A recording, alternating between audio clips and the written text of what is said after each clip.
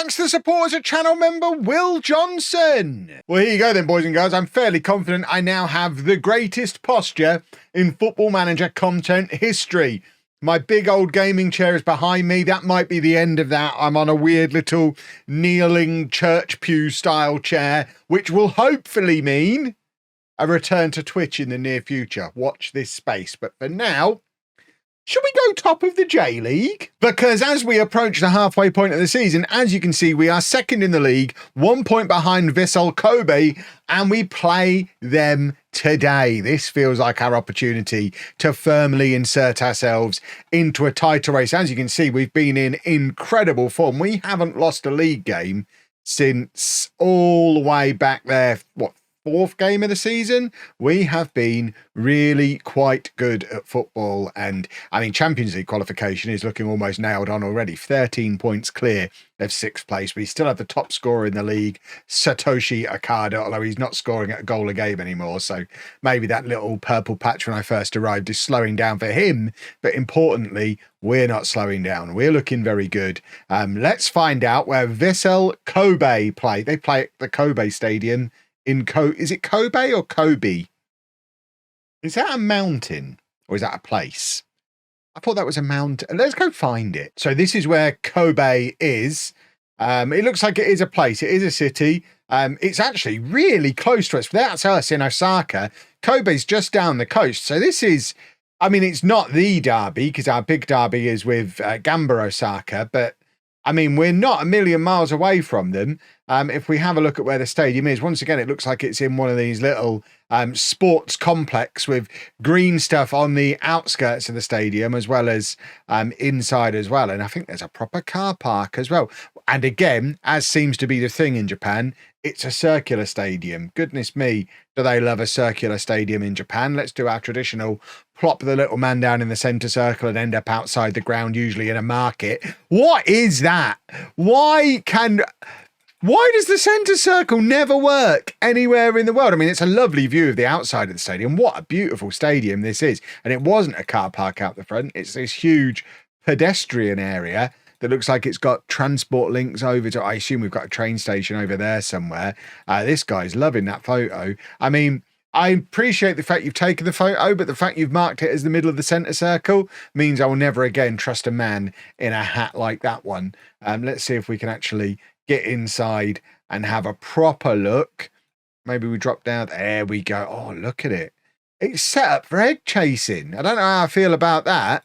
And this is a weird situation with an elevated bit of stadium. But again, that's the issue with having these weird circular stadiums, I guess. But I mean, it looks nice enough. There's some nice facilities here in Japan. It looks very shiny and new, and also looks like it has a retractable roof, which is very handy indeed, because we don't like to get wet in the rain. As far as Vissel Kobe themselves go, presumably they're in quite a good run of form. There you go, 4 times J-League winners, 2024, 27, 29 and 30. They've not won it in the last couple of years, but they have been arguably the dominant team in the J-League throughout the length of this save. They finished second last year, but they've not finished outside the top 3 since 2022. So they're a decent side. Let's see if we can beat them, shall we? And this is the team we're going to be sending there to try and do exactly that. We've got Uemura in goal. I've got a situation with our goalkeepers. I don't know who's the best one, because Rivero's had a couple of moments. Uemura is homegrown at club. He's got the same current ability. He's got higher potential, and we've just had to give him a new contract where we've promised him that he's going to be our first choice goalkeeper. So we played him, and he's kept a clean sheet and played really well. So I'm inclined to leave him in.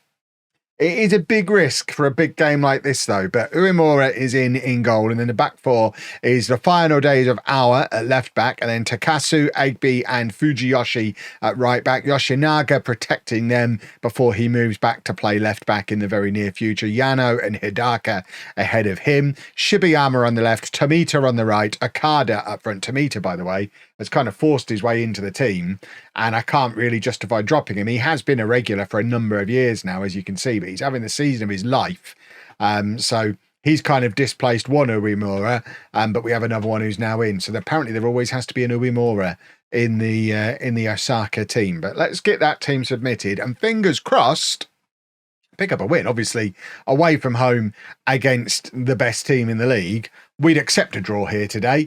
We'd quite happily pick up a draw, live to fight another day. We've still got to play them at home, presumably right towards the end of the season, which could be a huge match. But of course, what we'd really like to see today is that win to put us top of the table at the half or just before the halfway point of the season, knowing that when we do play them again at the end of the season at our place, we've already beaten them at theirs. That would be the ideal. Fujiyoshi charging down that right-hand side. We signed him as a centre-back, turned him into a right-back, and he's just created a goal for us. And it is Okada who tucks it into the back of the net. The referee has got his finger in his ear. I think there's question marks about whether Okada managed to stay onside here, but he has. And this is great work from Fujiyoshi. He was never a centre-back. Right back all day long. Great work from Hidaka. Great work from Tomita. And Okada is there with the finish. And with 7 minutes on the clock, we are 1-0 up. And as you can see, that makes us top of the league. It's a 20-team league, so we've got one more game before we actually hit the halfway point of the season. But I don't think anybody, certainly after how the first game of the season went, I don't think anybody had on their bingo cards Cerezo Osaka. I can't get my words out. I don't think anyone thought we would be top of the league this quickly. I know I said this is going to be the team that we win the Asian Champions League with. I certainly believe it now, but I didn't think we'd be in with a chance of winning the J-League this year, but we are looking like a very, very good side. Although they've got in behind us here, and obviously Kobe are a very good side as well. And I mean, you can tell we're not playing with a left back. Ours a winger playing at left back, and they've kind of turned him inside out a couple of times over there. They had a huge amount of space initially, where ours just let him get in behind him, but then he's let them cut back and go the other side of him again.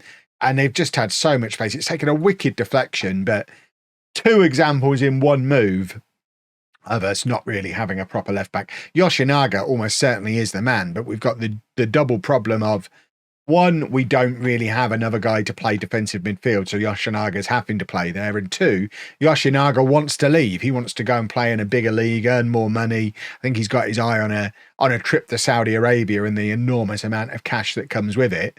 So we can't really rely on him for that position either. So I think what we probably need to do, assuming we sell Yoshinaga for a big stack of cash, which he wants to leave, we probably will.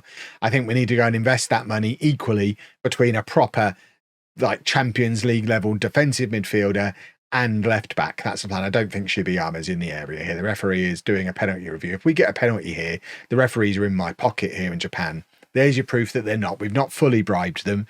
We are working on it. I would like to get a bribe in place ASAP. This chair, by the way, I'm kneeling in it. It really hurts my shins, and it is a little rocking chair, so I'm able to rock back and forward. But after 2 weeks now of not being able to sit in a chair for more than about 15-20 minutes, hence the lack of streaming, this is really working towards correcting my posture, helping out my poorly back. And yeah, I think we might have a solution here, boys and girls. What we don't have is a solution to being top of the league, because we have just conceded.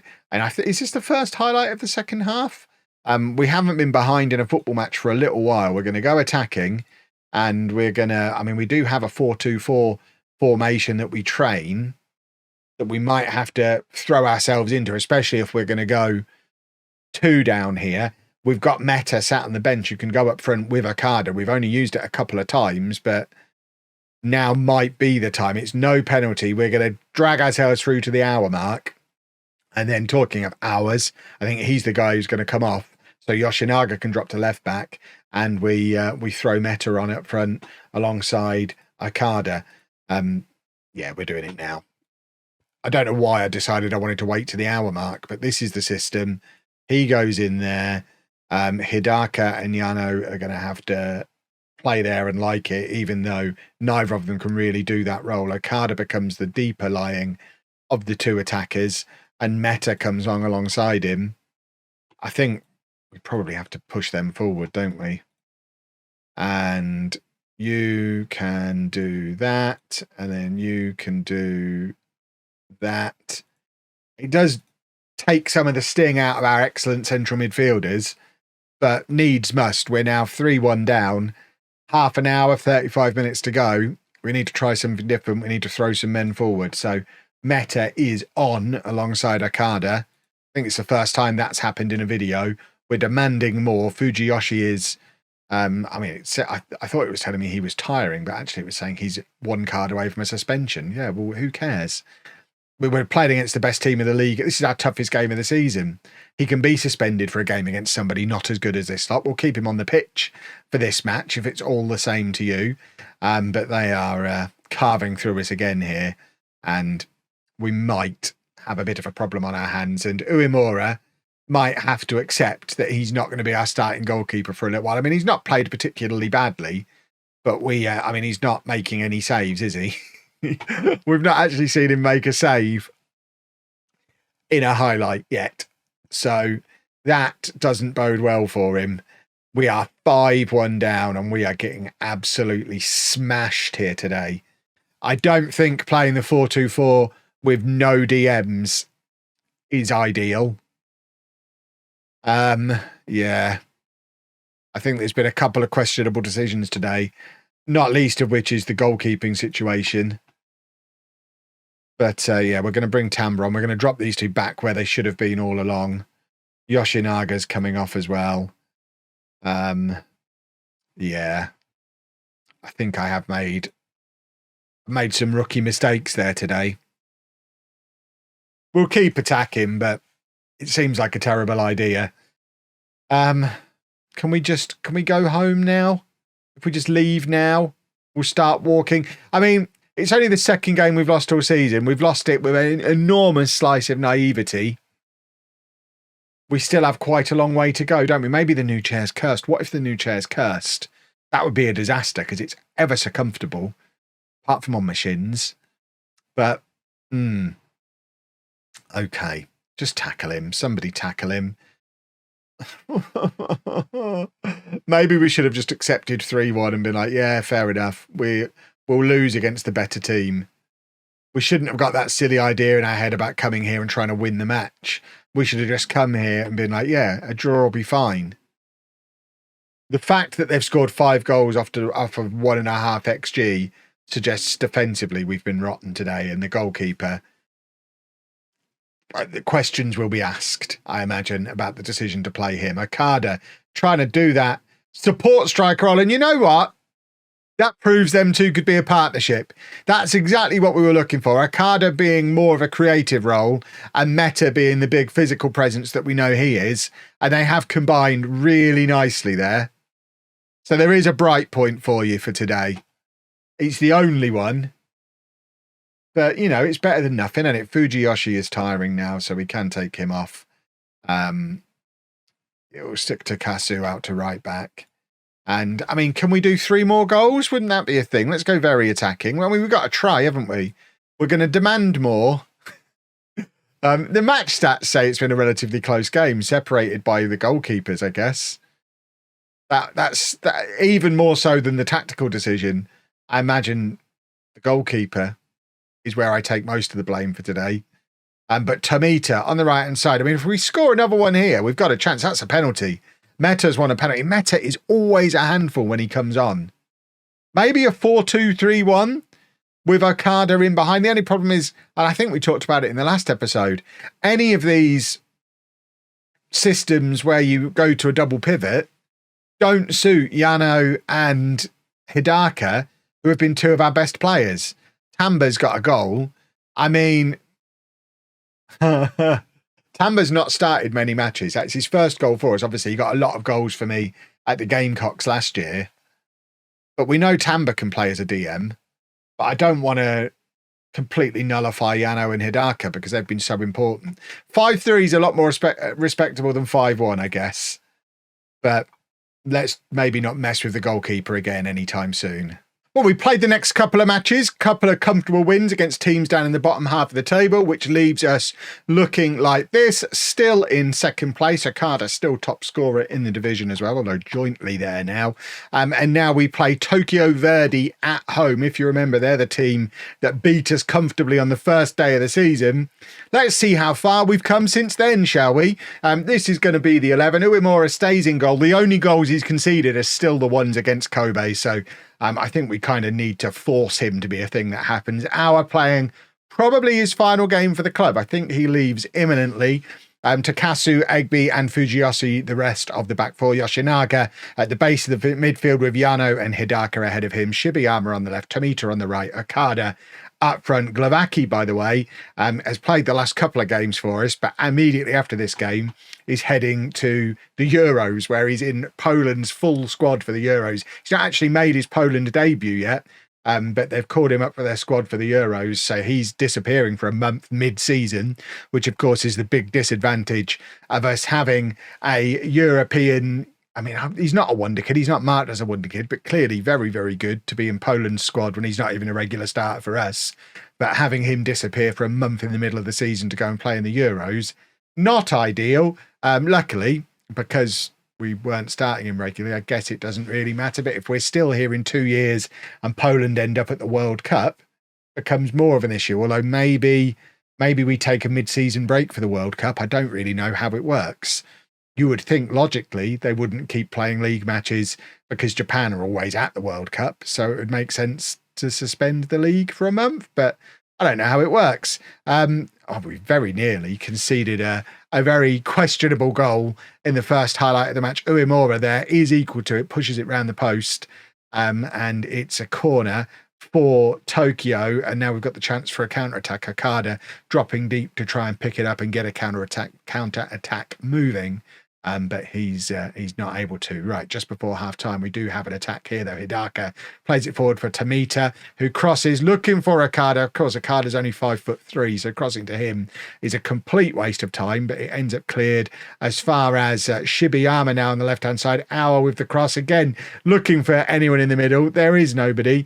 We've had to promise Meta more football. He's also started the last couple of games. We could have used him we've whipping crosses in and no one to get on the end of them, and that is a really poor finish from, was that Yano who'd got forward there for that? That was pathetic.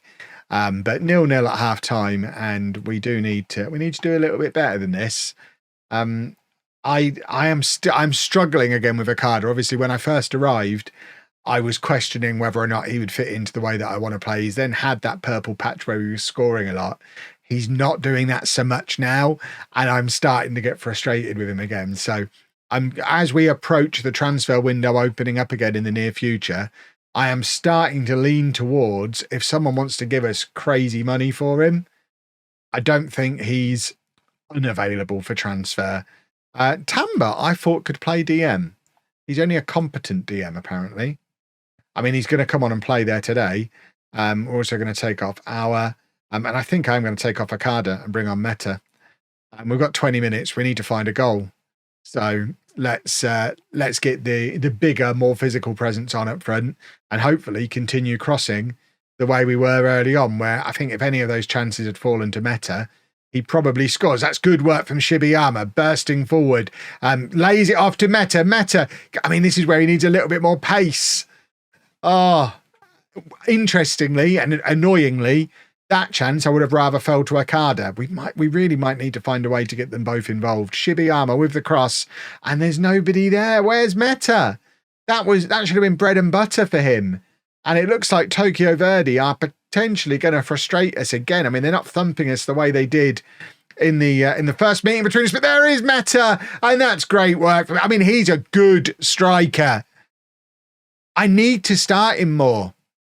I guess, football cliche alert, it is a nice problem to have that we've got two very good strikers who play completely differently. So, I mean, they would complement each other, or they're nice alternatives to each other. When one's not working, you can throw on the other one. But,